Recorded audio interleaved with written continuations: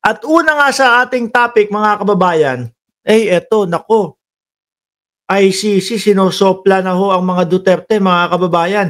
Unahin na natin ito. Yung ICC ho mga bossing, nako pinagbabawalan na yung mga Duterte.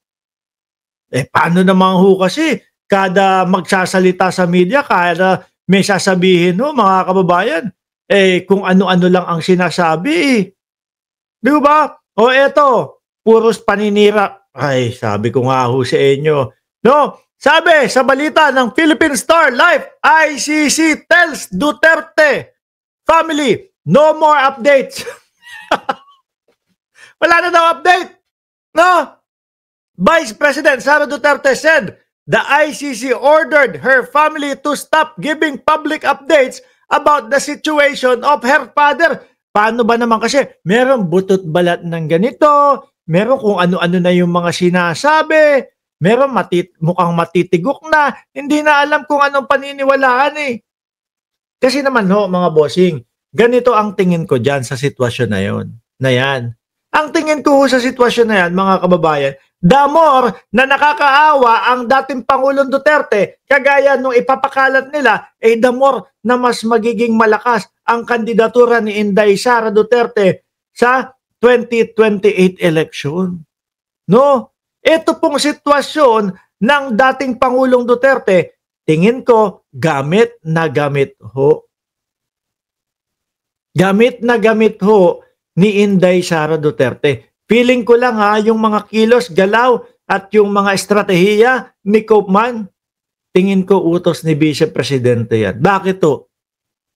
Parang pampatagal lang no? Imbis na sana mas mabilis yung kilos, imbis na sana mas makakalabas agad ng mas maaga ang dating Pangulong Duterte, pero ayun, ang layo ho ng mga tirada. Yung mga judge ang gusto nilang yung mga judge ang gusto nilang ipatanggal. O sino pa? 'Di ba?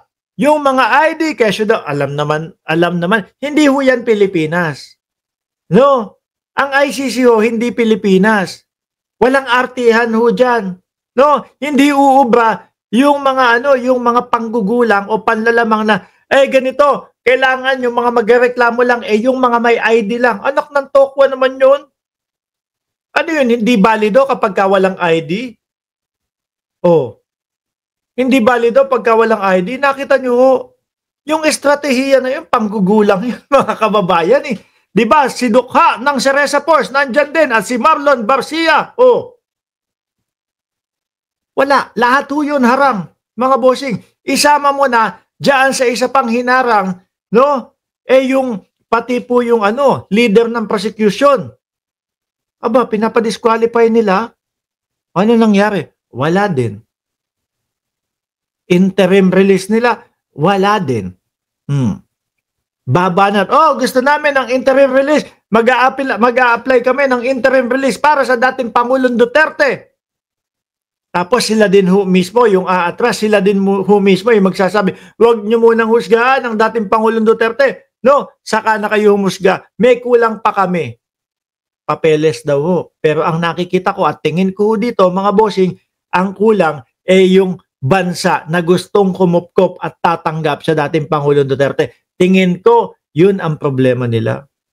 Baka siguro, konektado ito doon sa buwan-buwan, lagi-lagi na pagpasyal ni Vice Presidente sa ibang bansa. Susunod daw, Japan ang susunod na pupuntahan.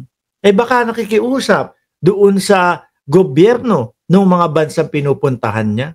Tanggapin niyo naman yung tatay ko. No? Kaso ho, mga kababayan, kung ang makikita po nung mga gobyerno na yon, kung paano po kumilos itong mga DDS ito, biruin mo, magkakainan ng humba. May nag-aaway sa likod. Nag-aaway si Rocket tsaka yung isang bakla. Sabi nung si ate. Sabi ng mga DDS, ganyan ang mga DDS. Tingnan mo, itsura, postura pa lang. Mukhang mayaman na. Sabi ni ate. Sabi, hoy, guguluhin nyo ang aming lugar. Di ba? Sabi ni ate. Patay mali siya na may nag-aaway sa likod. Di ba? Champi Tuti at Maxape, shoutout sa inyo. Tapos malalaman pa nung mga bansang kinakausap nila, rally ng rally. Si Robin Padilla sasabihin, magra-rally po tayo dito. Sabi, siguro iniisip ng bansang kinakausap nila, anak ng tokwa, tahimik ng aming bayan. Tapos biglang gaganyan kayo. Biglang pag tinanggap namin si Duterte dito, biglang may rally-rally. Kahit na pabente-benteng tao lang yung nagra-rally dyan, magulo pa din yan. Tapos papalitan nyo pa yung mga street natin. Yung street nila, gagawing imbis na kunyari sa Japan, no? Street na, invento lang to street na Nagoya, papalitan nila yan. Duterte Street.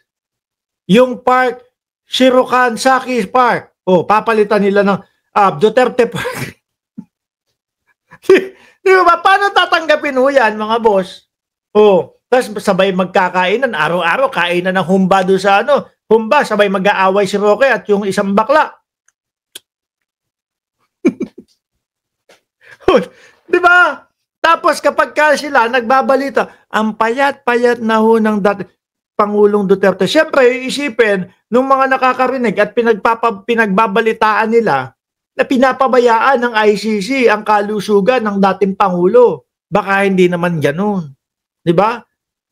Kaya, ayan, Vice President Sara Duterte said the ICC ordered her family to stop giving public updates about the situation of her father, former President Rodrigo Duterte, who's been detained in The Hague since March for alleged crimes against humanity.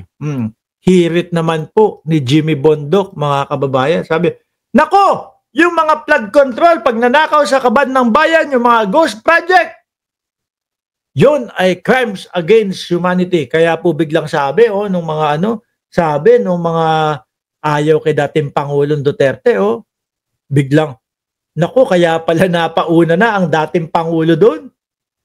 No? Kasi mukhang link at mukhang diretso kay dating Pangulong Duterte yung mga flood control issue. Di ba? Kaya pala pinadala na doon, nauna na. Di ba? Sabi ni Selenia Merlan, hello, first to comment po. Naku, kanina pa po kami nandito. Nandiyan ako. Naku, eto, gusto ko alagaan to si Alaga. Good morning sa iyo. No? Yung dating Pangulo mukhang magtatagal pa ho doon. Tingin ko, 2028 aabot ang dating Pangulo. O baka lumagpas pa. O baka after ng 2028, saka lang sila kumahog na, sige, pwede nang palabasin yan. Bakit? Tapos na eleksyon. Nagamit na namin yung sitwasyon. Kaya pwede nang lumabas ang tatay ko. Sige, asikasuhin mo na. Sige, Coman, asikasuhin mo na ng maayos. Di ba? Halata at basa, no? Yung kilusan nila. Sabi ni Jess, hello po, no? Admin and moderators. I'm late, sabi ni Telma Palpalatok. I love you, Mark. So super cute mo pag nakangiti. Joke lang. Anyway, mga kababayan, yan ang una nating topic ko. Ngayon,